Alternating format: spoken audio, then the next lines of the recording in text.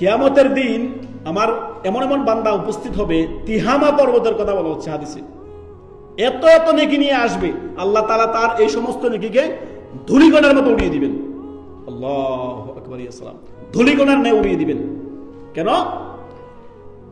সে, নবী সাল্লাল্লাহু আলাইহি ওয়াসাল্লাম বলছেন, সে তোমাদের মতো করেই, সাহাবী হচ্ছেন এখানে সাওবান রাদিয়াল্লাহু তাআলা আনহু, তিনি বলছেন সে তোমাদের মতো করে কি করে, রাতের তাহাজ্জুদ গুজার।